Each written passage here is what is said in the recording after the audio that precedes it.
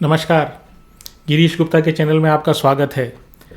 तो आज बात करते हैं रिलैक्सो के Q4 के रिज़ल्ट्स के बारे में। और ये रिज़ल्ट्स इस मायने में बड़े महत्वपूर्ण हैं कि आप में से बहुत से लोगों के पास रिलैक्सो के शेयर्स हैं और काफ़ी समय से ये शेयर बिल्कुल ठंडा पड़ा हुआ है और बिल्कुल भी इसमें मूवमेंट नहीं है, बल्कि ये कहें कि 2021 नवंबर के बाद तो इसमें लगातार गिरावट है। 2021 में नवंबर 2021 में इसका भाव करीब 1430-40 हुआ करता था, जो अब घटकर 425-430 की रेंज में आ गया। और हर शेयर होल्डर इस कंपनी का वो इस बारे में प्रतीक्षारत है कि आखिर इस कंपनी में टर्न अराउंड कब आएगा। देखिए, टर्न अराउंड शब्द वैसे जो इस्तेमाल किया जाता है वो बेसिकली लॉस मेकिंग कंपनीज़ को जब वो प्रॉफिट में आती हैं तो उसके लिए इस्तेमाल किया जाता है। लेकिन यहाँ पर ये कंपनी लॉस मेकिंग नहीं है, ये कंपनी रीजनेबल प्रॉफिट कमा रही है। लेकिन इस प्रॉफिट में जो ग्रोथ आनी चाहिए या रेवेन्यू में जो ग्रोथ आनी चाहिए, जो किसी भी कंपनी के वैल्यूएशन की जान होती है, वो इसमें कहीं दिखाई नहीं दे रहा है। और आज के वीडियो में हम ये भी बात करेंगे कि आखिर इस कंपनी के भविष्य में क्या कुछ ग्रोथ की संभावना है और मैनेजमेंट इस बारे में क्या कहता है, मैनेजमेंट ने पिछले सालों में क्या गाइडेंस दी और वो गाइडेंस क्या इस साल में पूरी हुई या नहीं हुई। तो ये जो गाइडेंस मैनेजमेंट देता है ये क्या चीज़ होती है। देखिए, मैनेजमेंट जब भी क्वार्टरली रिजल्ट आता है, स्पेशली जब लास्ट क्वार्टर का, फाइनेंशियल ईयर के लास्ट क्वार्टर का रिजल्ट आता है, तो वो अपने आगे आने वाले समय के लिए, नियर फ्यूचर या अगले 2-3 क्वार्टर के लिए या अगले साल के लिए एक इंडिकेशन देता है, या वो अपने लिए ये समझ लें आप, अपने लिए एक टारगेट बनाता है कि हम कंपनी को किधर ले जाएंगे। और उस टारगेट को अगर वो पूरा कर लेता है तो उस कंपनी को ये माना जाता है, मैनेजमेंट जो है ना वो बड़ा एफिशिएंट है। और अगर वो टारगेट पूरा नहीं कर पाता या उस टारगेट में काफ़ी कमी आती है तो उस कंपनी के बारे में जो एनालिस्ट और इन्वेस्टर कम्युनिटी है उसकी धारणा जो है ना वो बहुत ही नेगेटिव हो जाती है। तो इसलिए ये सब चीज़ें जानना, हमें किसी भी शेयर की वैल्यूएशन में ये सब चीज़ें जानना आवश्यक है। तो पहले बात कर लेते हैं कि जो इसके रिज़ल्ट आए रिलैक्सो के वो कैसे हैं। पहली चीज़ तो ये है कि मैं जो कंपेयर कर रहा हूँ वो इस मार्च क्वार्टर, यानी अपना जनवरी फरवरी मार्च 25, इस क्वार्टर को मैं कंपेयर कर रहा हूँ जनवरी फरवरी मार्च, ये जो क्वार्टर है 2024 से। तो क्वार्टर ऑन क्वार्टर कंपैरिजन करेंगे और उसमें फिर ये देखेंगे कि इनकी परफॉर्मेंस पिछले क्वार्टर के कंपैरिजन में इस वाले क्वार्टर में आखिर कैसी रही। और इसके साथ ही मैं आपको ये भी बताऊंगा कि इन रिजल्ट्स में आपको देखना क्या है। तो पहले ये जानने की कोशिश करते हैं कि आखिर ये कंपनी क्या करती क्या है। तो जैसे शायद आप सभी लोग जानते होंगे, क्योंकि ये ब्रांड बड़ा जाना माना ब्रांड है। तो ये जो रिलैक्सो जो है ना, ये चप्पलों के कारोबार में ये चप्पलें बनाती है और बेचती है। इसके साथ साथ ही ये कुछ स्पोर्ट शूज़ भी बनाती है ना, और सैंडल वगैरह भी बनाती है। और जो स्पार्क, फ्लाइट, बहामास, ये इनके ब्रांड्स हैं। इसके साथ साथ जो रिलैक्सो इनकी जो है वो इनका फ्लैगशिप ब्रांड है। फ्लैगशिप का मतलब मेन ब्रांड जो है। अब एक और बात समझ लेते हैं कि इनका जो मेन बिजनेस है वो हवाई चप्पलों का है। और ये जो हवाई चप्पलें बनाते हैं ये एक्चुअली वैल्यू सेगमेंट में बनाते हैं।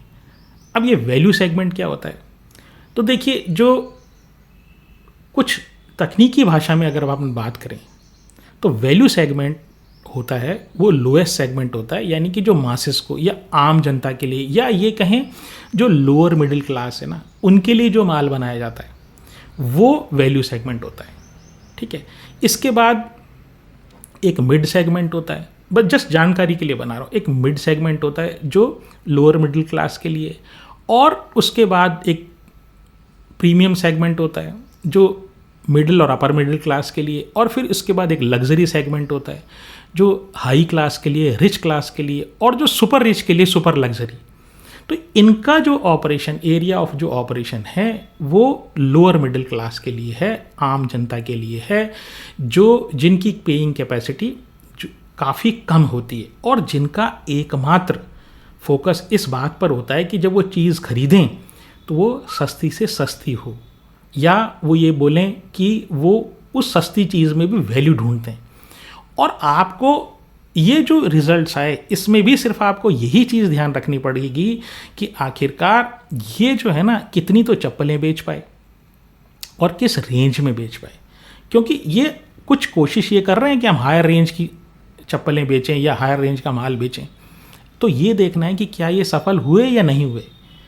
तो अगर आप पेपर और पेन ले सकते हैं तो बहुत अच्छी बात है, नहीं भी ले सकते तो मैं आपको एक एक करके चीज़ समझा देता हूँ। तो पहली चीज़ जो समझने की है वो ये है कि इन्होंने कितनी पेयर फुटवियर बेचे, उसमें चप्पल, सैंडल, जूते सब आ गया, ठीक। कितने पेयर बेचे, पिछले क्वार्टर में कितने बेचे, इस क्वार्टर में कितने बेचे, उसके बाद वो जो माल इन्होंने बेचा उसकी एवरेज प्राइस क्या थी, ठीक है। एवरेज कोई ज़्यादा हो सकती है, कोई कम हो सकती है, ऑन एन एवरेज प्राइस कितनी थी। जब इन दो नंबर्स को मैं मल्टीप्लाई कर लूँगा तो हमारे पास एक जो रेवेन्यू का फिगर आ जाएगा, ठीक है। उस रेवेन्यू के फिगर में मतलब आपकी टोटल सेल्स कितनी हुई आप ये समझ लीजिए, ठीक है। अब उसमें से मैं अगर मार्जिन से उस चीज़ को मार्जिन के परसेंटेज से मल्टीप्लाई कर दूं, यानी कि उसमें से मैं खर्चा निकाल दूं, ठीक है। तो खर्चा निकालने के बाद जो मेरे पास फिगर आएगा वो मार्जिन आता है, ठीक है। मार्जिन का एब्सोल्यूट नंबर आता है, वो उसको मैं परसेंटेज में कन्वर्ट कर दूं सेल्स से डिवाइड करके, तो मेरे पास मार्जिन परसेंटेज आता है। अब इस सब चीज़ों को जो आपको अगर समझ में नहीं आया हो तो मैं एक उदाहरण से समझा देता हूँ। मान लीजिए आपने 100 पेयर फुटवेयर बेचा और उसकी ऑन एन एवरेज प्राइस जो थी ना वो आपकी 10 रुपये थी, तो आपकी जो टोटल सेल हुई 100 मल्टीप्लाइड बाई 10, तो आपके 1000 रुपये की आपने टोटल सेल की। और जब मान लीजिए आप ये कहते हैं भाई मेरा जो खर्चा है ना तो वो मेरा इस टोटल सेल का 80% है, ठीक है। तो आपके पास बचा क्या, आपके पास 20% बचा। तो ये जो 20% है ना ये आपका मार्जिन है, जिसको बाजार जो है ना वो अबिट्टा मार्जिन बोलता है। अबिट्टा का मतलब ये कि अभी ये जो 20 रुपये मेरे पास बचे या 20% जो मेरे पास बचा ना, तो उसमें से मुझे अब कोई अगर मैंने कर्जा ले रखा है उसको माइनस करना है, अगर मुझे कोई टैक्स देना है तो उसको माइनस करना है, कोई डेप्रिसिएशन माइनस करना है और ये सब। तो बेसिकली आप ये समझ लीजिए जो मान लीजिए वो 1000 रुपये का फिगर हमारे पास सेल्स का आया, उसको मैं अगर 20% से मल्टीप्लाई कर दूं तो ये जो 200 रुपये मेरे पास आए 1000 मल्टीप्लाइज बाई 20%, ये मेरा कुल मार्जिन निकला। उसमें से 1000 रुपये में से मेरा ये मार्जिन निकला, और मार्जिन परसेंटेज जैसे मैंने बताया 200 डिवाइडेड बाई 1000, ठीक है। तो 20% का करीब करीब मेरे पास मार्जिन है। तो आपको क्या ध्यान रखना है, मेरा ये जो फिगर आया ना ये 200 का, यानी सेल माइनस एक्सपेंडिचर, ये मेरा मैक्सिमम आए। तो अब ये चीज़ें 3 चीज़ें अपन कंपेयर करेंगे। पहली बात कितने जोड़ी जूते या कितने फुटवेयर आपने बेचे, और दूसरा किस रेट पे बेचे, तो ये तो मेरी टोटल सेल्स आ गई। फिर उसके बाद मेरा मार्जिन कितना रहा उसमें, तो उससे फिर मेरा जो एबिट्टा जिसको बोलते हैं, या मैं ये बोलूँ कि ये मेरा एबिट्टा का फिगर मेरे पास आएगा, ठीक है। आप सिर्फ मार्जिन पे ध्यान रखेंगे तो आपका काम हो जाएगा। तो पहली चीज़ ये कर, देखिए इन्होंने जो पिछले क्वार्टर में जोड़ी जूते बेचे या जोड़ी फुटवेयर बेचे वो 5 करोड़ बेचे, और इस क्वार्टर में वो घट के 4.5 करोड़ पेयर ही रह गए। इसका मतलब 50 लाख पेयर इन्होंने कम बेच पाए। बड़ा सिग्निफिकेंट फिगर है ये। अब दूसरी फिगर आप देखिए कि जो एवरेज रियलाइजेशन है, या जिसको ये बोलते हैं कि हम कितना, हमारी जो प्राइस है ना, जो पेयर जो हम चप्पल की बेचते हैं, तो वो फुटवेयर की बेचते हैं, उसका जो प्राइस पिछले साल ऑन एन एवरेज हमने 149 रुपीज़ वाला बेचा, और इस बार हमारा वो 153 यानी 4 रुपये करीब करीब ऊपर हो गया। तो जब मैं इन दो फिगर को मल्टीप्लाई करूँगा तो जो इनका रेवेन्यू आता है वो 747 करोड़ पिछले क्वार्टर में था, जो अब 695 करोड़ हो गया। अब ये 695 करोड़ में कुछ अदर इनकम भी शामिल है, इसलिए आप जब ये दो फिगर्स को मल्टीप्लाई करोगे रियलाइजेशन को और नंबर ऑफ पेयर्स सोल्ड को इस क्वार्टर में, तो वो एग्जैक्ट मैच नहीं करेगा। ठीक, कुछ अदर इनकम का कंपोनेंट भी है इसमें। अब यही कहते हैं कि जो मार्जिन, वो जो हमने 20% का वहाँ मार्जिन लिया था, तो इनका मार्जिन कितना था, वो एक अच्छी बात है। इनका मार्जिन जो है ना, वो अब भी है, वो 16.1% है। पिछले क्वार्टर में भी 16.1 था और इस क्वार्टर में भी 16.1 है ये। और ये चूंकि अब आप समझ गए कि आपने जो जूते की जोड़ी बेची वो एक्चुअली 50 लाख कम बेची, क्योंकि आपने इस बार जो बेचा वो 4 रुपये एक्स्ट्रा महंगा बेचा और मार्जिन आपका सेम है। तो आपकी जो प्रॉब्लम है ना, वो ये है कि आप 50 लाख जोड़ी जूते नहीं बेच पाए। आपको एक्चुअली उससे ज़्यादा बेचने थे ताकि कंपनी की परफॉर्मेंस अच्छी दिखाई देती। और ये सब किस्सा होने के, ये एक्चुअली आपको पिन पॉइंट करना है, ये बेच नहीं पा रहे हैं। अब उसका क्या कारण है वो भी हम भी जानने की कोशिश करेंगे। तो इसके कारण इस क्वार्टर में, पिछले क्वार्टर में जो इनका 61 करोड़ का जिनको जो प्रॉफिट आफ्टर टैक्स था, ठीक है, तो एबिटा में से जब मैं जो डेप्रिसिएशन घटा देता हूँ, फिर उसके बाद अपना कोई इंटरेस्ट होता है तो वो घटा देता हूँ, उसके बाद जब मैं टैक्स घटा देता हूँ तो जो फिगर आता है वो प्रॉफिट आफ्टर टैक्स का फिगर आता है। तो ये इनका जो पिछले साल 61 करोड़ का प्रॉफिट था पिछले साल के लास्ट क्वार्टर में, तो इस साल के लास्ट क्वार्टर में वो घट के 56 करोड़ रह गया, 5 करोड़ का फिगर कम आ गया। ठीक है, अब अपन ये बात करें कि ये इन कमी का कारण क्या है, उससे पहले एक मैं आपको गाइडेंस की बात बताता हूँ। जैसे मैंने कहा, किसी भी कंपनी के मैनेजमेंट का गाइडेंस ये बात दर्शाता है कि आखिर मैनेजमेंट कितना कॉन्फिडेंट है अपनी कंपनी के बारे में, और मैनेजमेंट के लिए वो टारगेट माना जाता है। इन्होंने पिछले साल ये कहा, पिछले साल जो लास्ट क्वार्टर था उसमें इन्होंने जो गाइडेंस दी कि भाई हम अगले साल, यानी ये जो साल ख़त्म हुआ है वहाँ पर हम रेवेन्यू ग्रोथ करेंगे, कितनी, कम से कम 10% की। तो इन्होंने शब्द क्या इस्तेमाल किए, at least double digit growth. Double digit का मतलब ये 2 डिजिट में, तो 9 के बाद जो फर्स्ट डिजिट आती है वो 10, तो कम से कम 10% तो हम रेवेन्यू ग्रोथ करेंगे ही करेंगे। लेकिन अगर मैं पिछले साल का, यानी जो साल मार्च 2024 में ख़त्म हुआ, उस साल का रेवेन्यू ऐड कर दूं और मैं इस साल का रेवेन्यू ले लूँ, यानी जो फाइनेंशियल ईयर 2025 में ख़त्म हुआ, तो वो रेवेन्यू 4.5% घट गया। यानी कि मैनेजमेंट ने गाइडेंस ये दी कि 10% से रेवेन्यू अगले साल हमारा बढ़ेगा, लेकिन वो रेवेन्यू जब एक्चुअल फिगर आए, जब एक्चुअल रिजल्ट्स आए, तो 4.5% से घट गया। इसका मतलब मैनेजमेंट की बातों में और मैनेजमेंट की परफॉर्मेंस में 14.5% का रेवेन्यू का डिफरेंस है। अब बताइए कैसे किसी मैनेजमेंट पे विश्वास किया जाए कि ये आगे परफॉर्म करेगा। 1-8%, 2%, 3% का मुझे समझ में आता है, ये 14.5% का मतलब आप 10% बढ़ने के लिए कह रहे हो और उसकी जगह आप 4.5% आप माइनस कर रहे हो। आपका रेवेन्यू जो रिजल्ट आ रहे हैं तो 4.5% माइनस आ रहे हैं। यही बात हमने पहले भी एक वीडियो बनाया था जिसमें हमने रिलैक्सो का पूरे बिजनेस मॉडल का अध्ययन किया था, और वो मैं लिंक डिस्क्रिप्शन में डाल दूंगा, अगर आप चाहें तो देख सकते हो। और उसमें भी हमने यही वाली बात कहा था कि मैनेजमेंट कंफ्यूज्ड है, मैनेज को समझ नहीं आ रहा कि हमें क्या करना है। 14.5% का वेरिएशन साल दर साल में, क्या एक्सपेक्ट करेंगे शेयर की प्राइस में।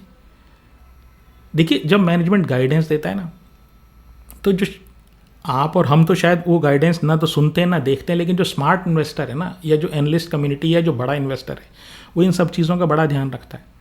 और जब ये गाइडेंस में वेरिएशन आता है ना, बहुत बुरी तरह शेयर की कुटाई करता है वो। तो क्या हुआ, तो ये तो मैंने बता दिया आपका कि 4.5% तो रेवेन्यू घट गया, और उसके बाद मार्जिन भी घट गया पूरे साल का। पूरे साल की बात बता रहा हूँ, पूरे साल में मार्जिन 14% से घट कर 13.7 ही रह गया। ठीक है, और पूरे साल में जो पिछले साल इन्होंने 19.5 करोड़ 19.5 करोड़ पेयर बेचे थे, उसकी जगह 17.8 करोड़ पेयर ही बेच पाए फुटवेयर के। और जो इसके कारण जो प्रॉफिट आफ्टर टैक्स था वो पूरे साल की बात बता रहा हूँ, वो 15% घट गया। शेयर कैसे परफॉर्म करेगा आप बताइए। जब हमने पिछली बार वीडियो बनाया था तो कुछ इन्वेस्टर जो है ना, जिनके पास शेयर होते हैं, वो इमोशनल हो जाते हैं शेयर्स के साथ। वो जो सामने सच्चाई दिखती है ना, उसको एक्सेप्ट नहीं करना चाहते। तो उन्होंने कहा कि नहीं नहीं ऐसा नहीं है, ये मैनेजमेंट बहुत अच्छा है, ये 5000 तक इसका टारगेट जाएगा, किसी ने लिखा मेरे को। तो मैं तो उनको शुभकामनाएं दे सकता हूं, क्योंकि हम आंख बंद करके, वो जो बिल्ली आती है ना सामने जो कबूतर के, तो हम आंख बंद कर लेते हैं। तो उस तरह की स्थिति नहीं करनी, हमको जाग के रहना है, हमको देखना है परफॉर्मेंस क्या हो रही है। कम मैनेजमेंट कह कुछ रहा है, रिजल्ट कुछ और आ रहे हैं। खैर, अब बात ये करते हैं कि कंपनी का क्या कहना है और कंपनी की गाइडेंस क्या है। तो कंपनी ये कहती है कि जो मिड रेंज जो सेगमेंट है ना, इनका मिड सेगमेंट है, क्योंकि कई तरह की रेंज में चप्पलें ये बनाते हैं। तो जो मिड सेगमेंट वाली जो चप्पल है ना, वो बहुत ज़्यादा बिकी नहीं, क्योंकि डिमांड में स्लो डाउन है। फिर ये कह रहे हैं कि जो डिस्ट्रीब्यूशन मॉडल है ना, उसकी हम रीस्ट्रक्चरिंग कर रहे हैं। अब डिस्ट्रीब्यूशन मॉडल की अभी बात करेंगे पहले तीनों पॉइंट मैं बता देता हूँ आपको। फिर ये कहते हैं कि ये जब हम कार्यवाही कर रहे हैं ना, डिस्ट्रीब्यूशन मॉडल को हम स्ट्रीमलाइन कर रहे हैं, मतलब रीस्ट्रक्चर कर रहे हैं, तो उसका जो इफेक्ट आएगा ना, वो सेकेंड हाफ में आएगा, मतलब इस साल के सेकेंड हाफ में आएगा। यानी ये जो अक्टूबर से वो इफेक्ट आना शुरू होगा। और फिर ये इनका ये कहते हैं कि ये आशा करते हैं कि जो इस बार की रिजल्ट है ना, वो इसका बॉटम है, मतलब ये शेयर का या कंपनी की परफॉर्मेंस का ये बॉटम है, और इसके बाद ये आगे चलेगी। ये इनका मानना है मैनेजमेंट का। ठीक है, अब एक एक चीज़ करके समझते हैं। ये कहते हैं कि मिड रेंज सेगमेंट में डिमांड स्लो डाउन है, लेकिन आपका जो चप्पल है वो तो 153 का एवरेज प्राइस है जो आपका टोटल फुटवेयर बेचते हो। जैसे मैंने बताया, इस क्वार्टर में जो एवरेज प्राइस इनका था वो 153, तो मिड रेंज की तो ये चप्पलें नहीं है, या मिड रेंज का फुटवेयर तो नहीं है ये। मिड रेंज का जो मैं मानता हूँ, मिड रेंज का जो है कम से कम 450-500 रुपये का होता है। तो आप तो अभी भी वही 150 रुपये की रेंज में चप्पलें बेच रहे हो ऑन एन एवरेज, मतलब सबसे ज़्यादा आपकी चप्पलें 150 रुपये की बिक रही है ना, या उससे कम की बिक रही हैं। फिर डिस्ट्रीब्यूशन मॉडल की बात करते हैं। देखिए, इनका डिस्ट्रीब्यूशन जो है ना नेटवर्क, ऐसा डिस्ट्रीब्यूशन नेटवर्क, मतलब ईर्ष्या होती है ऐसे डिस्ट्रीब्यूशन नेटवर्क से। इतना शानदार इनका डिस्ट्रीब्यूशन नेटवर्क है। 650 इनके डिस्ट्रीब्यूटर हैं, 70,000 देश भर में रिटेलर हैं, 70,000। 418 इनके एक्सक्लूसिव ब्रांड आउटलेट हैं, यानी कि 418 जो है ना वो इनके एक्सक्लूसिव शोरूम है, और 36 देशों में एक्सपोर्ट करते हैं। तो अब बताइए कि ये क्या डिस्ट्रीब्यूशन मॉडल की रीस्ट्रक्चरिंग कर रहे हैं। बेसिकली हो ये रहा है, ये अभी भी ट्रेडिशनल मॉडल से बेचना चाहते हैं, यानी दुकान पे आदमी जाए और वहाँ से चप्पलें खरीदे और पहने। ये अपने आप को नई रियलिटी जो हो रही है ना, आप जो चेंज आ रहे हैं फुटवेयर मार्केट में, तो ये उससे अलाइन नहीं हो पा रहे हैं। अब क्या परिवर्तन आ रही है ये मैं आपको बताता हूँ। जो पहला जो बड़ा परिवर्तन है वो ये है कि लोग जो है ना वो स्पोर्ट शूज़ की तरफ जा रहे हैं, क्योंकि स्पोर्ट शूज़ जो होते हैं ना, आप कहीं नॉर्मली भी पहन सकते हो, और आप कभी कोई वॉक करने जाए, या कोई जिसको एथलेजर जिसको बोलते हैं, लीजर एक्टिविटीज़ के लिए घूमने फिरने कहीं जा रहे हैं, वही कहीं किसी से मिलने गए, वो भी जूते पहन के डल गए। बड़े कंफर्ट वाले जूते चाहिए आदमी को। और एक्सरसाइज करने गया, कोई जिम में गया, कोई वॉक के लिए गया, तो भी वो जूते पहन जाओ, तो वो मल्टीपर्पज़ टाइप के हो जाते हैं, और वो कंफर्टेबल होंगे। पैसे ले लेना भाई मेरे से, लेकिन मेरे को जूते बहुत बड़े कंफर्टिंग जूते चाहिए मुझे। ठीक है, एक चीज़ तो ये। दूसरी चीज़, ऑनलाइन शॉपिंग की तरफ जा रहे हैं, लेकिन इनका जो डिस्ट्रीब्यूशन मॉडल है ना वो स्क्यूड है। स्क्यूड का मतलब ये फिजिकल स्टोर की तरफ ढला हुआ है, झुका हुआ है। अब इससे क्या हो रहा है, जो आजकल लोगों की आदत पड़ गई, यार कौन जाए यार स्टोर में, चाहे पास में ही हो, अरे कौन जाए यार चप्पल लेने के लिए और ये देखने के लिए। नहीं यार, अपना ऐसे करो, सीधी सीधी सी बात, ऑनलाइन देख लो यार। और आजकल वर्चुअल पहन के भी देख सकते हो आप। बहुत सारी कंपनीज जो इंडिया में रिटेलर्स हैं, वो स्पेशली जो क्लोथिंग में हैं, वो वर्चुअल जो आपका है ना, वर्चुअल कपड़े पहन के आप वहाँ देख सकते हो कि मैं कैसा लगूंगा या मैं कैसी लगूंगी इसमें। तो वो एक एस्पेक्ट है, वहाँ पर ये पिछड़े हुए हैं। ये तो वही पुरानी वाली चीज़ में चल रहे हैं। तीसरी चीज़ जो है वो ये है कि आजकल इको फ्रेंडली चीज़ों का चलन चल गया। ये सारी चीज़ें आप ये देखिए, ये सारी चीज़ें किस क्लास की हम बात कर रहे हैं, वो उस क्लास की बात कर रहे हैं जिसकी पेइंग कैपेसिटी ज़्यादा है। और इनका जो सेगमेंट है ना, वो सेगमेंट कौन सा है? इनका सेगमेंट है लोअर मिडिल क्लास का सेगमेंट, जिसको वैल्यू चाहिए। चप्पल मजबूत हो, चाहे दिखने में थोड़ी बहुत इधर उधर हो, सस्ती चाहिए, मजबूत चप्पल चाहिए। चौथा जो परिवर्तन है फुटवेयर मार्केट में, वो हो रहा है मिलेनियल्स का। जो नए बच्चे जो आ रहे हैं ना, ये कहते हैं यार पैसा दे ले यार, लेकिन ट्रेंडी चाहिए, मेरी जैसी स्टाइल है ना, मैं उस तरह की फैशनेबल चीज़ मुझे चाहिए। तो आप फैशन दिखाओ, ब्रांड इनका बहुत अच्छा है, ब्रांड में कोई प्रॉब्लम नहीं है, डिस्ट्रीब्यूशन बहुत अच्छा है, लेकिन ये जो मार्केट की रियलिटी है ना, इसके साथ अलाइन नहीं है ये। जब तक ये मार्केट की रियलिटी के साथ अलाइन नहीं होंगे, जब तक ये प्रीमियम प्रोडक्ट नहीं करेंगे, जब तक ये ट्रेंडी प्रोडक्ट्स नहीं बनाएंगे, और जब तक ये मास मार्केट में रहेंगे, इनके शेयर का दाम नहीं बढ़ेगा, क्योंकि इनकी प्रॉफिटेबिलिटी और इनकी कंपनी की परफॉर्मेंस नहीं आएगी।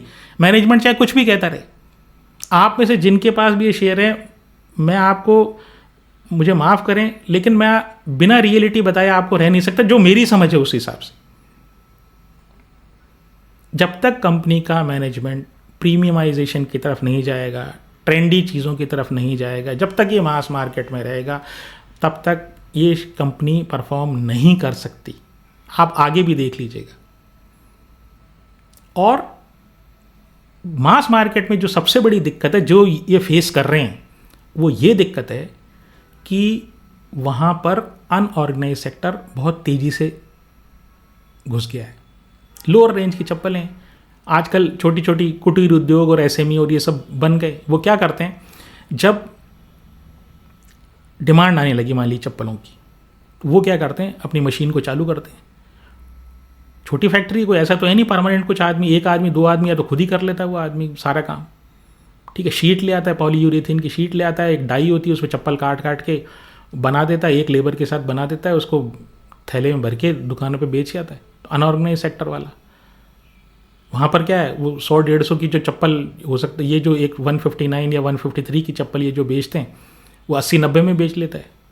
तो कौन इनकी 153 वाली चप्पल लेगा ब्रांड के लिए, क्योंकि जो केटर ये जो कर रहे हैं वो तो लोअर मिडिल क्लास सेगमेंट को कर रहे हैं। तो ये जो सारी चीज़ें हैं ना। अच्छा, दूसरी चीज़ एक और, अब मान लीजिए डिमांड कम हो गई चप्पलों की, मार्केट में स्लम्प आने लग गया मान लीजिए किसी भी कारण से, वो क्या करेगा, वो अगले दिन से फैक्ट्री के ताला लगा देगा। खुद के घर में ही तो रखी हुई है, या छोटी सी दुकान है, तो फैक्ट्री के ताला लगा देगा, लेबर को कहता भाई कल मत आना, जब डिमांड होगी ना तब आ जाना। लेकिन ये ऐसे नहीं कर सकते, इनके तो परमानेंट खर्चे बंध गए, इनके जो फिक्स कॉस्ट है, इनकी जो लेबर की कॉस्ट है, वो सारे मशीनरी की कॉस्ट है, इनकी तो परमानेंट हो गई ये कॉस्ट। तो ये जो फेस कर रहे हैं ना मेन प्रॉब्लम, जिस सेगमेंट में ये हैं और जिस सेगमेंट में ये प्रॉब्लम इनको आ रही है, वो इसी कारण आ रही है, वो और अनऑर्गेनाइज सेक्टर से आ रही है। जब तक ये इस मार्केट से बाहर नहीं निकलेंगे, तब तक इस शेयर का भाव नहीं बढ़ेगा, चाहे आप मन में आप कुछ भी इस कंपनी के बारे में धारणा रख लें। फिर ये कहते हैं अगली बार अगले 6 महीने में जो है इस कंपनी के भाग्य सुधर जाएंगे, यानी अगले 6 महीने में हम जो रीस्ट्रक्चरिंग की एक्सरसाइज करनी है वो इसमें कुछ सुधार आ जाएगा। मुझे नहीं लगता, मैं आज भी आपको ये कह रहा हूँ, मुझे ये बिल्कुल नहीं लगता कि, क्योंकि कंपनी ने जो पिछली बार गाइडेंस दी थी उसको भी मीट आउट नहीं कर पाई। तो इसलिए मैनेजमेंट की बातों में विश्वास करना तो मैं कोई बहुत अच्छी कोई स्ट्रैटेजी मानता नहीं हूँ। फिर ये, अब आप ये देखिए ट्रेंड किस तरफ है, ट्रेंड है ऑनलाइन मार्केटिंग की तरफ।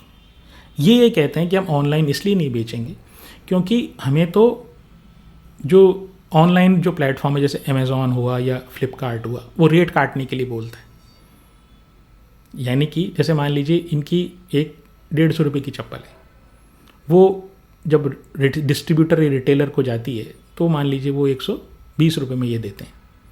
तो ये कहते हैं कि जब हम ऑनलाइन प्लेटफॉर्म पे जाते हैं ना, तो वो ये कहता है तू 120 की मत बेच, यहाँ पे इसको तुम 110 की बेचो।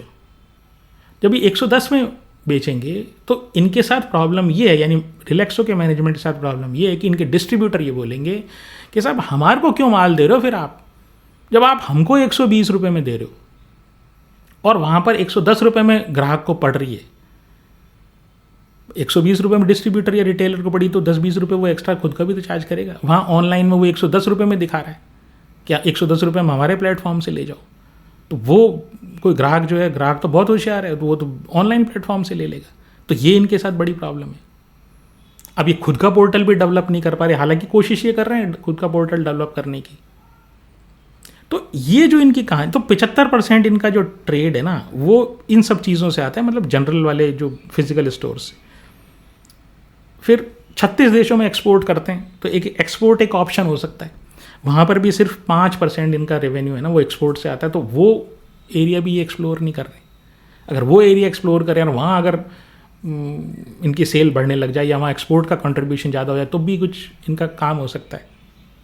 और बाकी 20% है, उसमें ऑनलाइन भी है, जो मॉल्स में रखते हैं, जो अपने स्टोर्स वगैरह जो होते हैं ना, मॉल्स हुआ और जैसे रिलायंस रिटेल हुआ या डी मार्ट हुआ, इस तरह के जो सेल्स है उनके 20% आता है। तो 75% फिजिकल स्टोर या जनरल ट्रेड जिसको बोलते हैं वहाँ से आता है, 20% जो होता है मॉडर्न ट्रेड से आता है, जैसे मैंने बताया आपको रिलायंस वगैरह से, इनसे, और जो 5% एक्सपोर्ट से आता है। तो इनका जो फोकस है ना, अनफॉर्चुनेटली स्क्यूड है। जहाँ इनको फोकस करना चाहिए, दुर्भाग्य की बात है, वो ये फोकस नहीं कर पा रहे हैं। अब हो सकता है मैनेजमेंट के अपने कारण हो, ठीक है। बात कर लेते हैं मार्केट कैप की। तो इनका जो मार्केट कैप है वो 10,600 करोड़ का है। आरओई जो है वो 8.3% है, जो बहुत ही कम है। और डेट टू इक्विटी नेग्लिजिबल है, हर 100 रुपये पे 10 रुपये, कोई खास बात नहीं। और पी जो है वो 62 का है। और पी इसलिए क्योंकि प्राइस ही प्राइस है, लोगों को प्राइस दिखता है कि ये कंपनी अच्छी है, ठीक है, ब्रांड अच्छा है। देखिए, हम तो शेयर होल्डर है, हमको शेयर होल्डर के पर्सपेक्टिव से बात करनी है। ब्रांड अच्छा है, अर्निंग्स नहीं है। जब तक अर्निंग्स नहीं आएगी तब तक शेयर का दाम नहीं बढ़ेगा, क्योंकि जो शेयर प्राइस होता है ना, वो अर्निंग्स का गुलाम है। मोमेंटम में चाहे कुछ भी हो जाए। तो अगर आप खरीदने की सोच रहे हैं या आप पहले से निवेशक हैं, तो ये जो मैंने एक गाइडलाइन दी है, आपको एक फ्रेमवर्क बनाया, एक बार आप इस पर विचार करें और ठंडे दिमाग से सोचें कि क्या इसका आने वाले वर्षों में परफॉर्मेंस आ सकता है, और ये कंपनी का शेयर कितना बढ़ सकता है। ये अनरीजनेबल प्लीज़ टारगेट आप ना रखें, जब तक कि मैनेजमेंट जो कहता है उस तरह की परफॉर्मेंस कंपनी में ना आ जाए। तो आज के लिए इतना ही। अगर आपको मेरा प्रयास पसंद आता हो तो चैनल को सब्सक्राइब करें, वीडियो को लाइक करें और शेयर करें। नमस्कार, धन्यवाद, जय हिंद।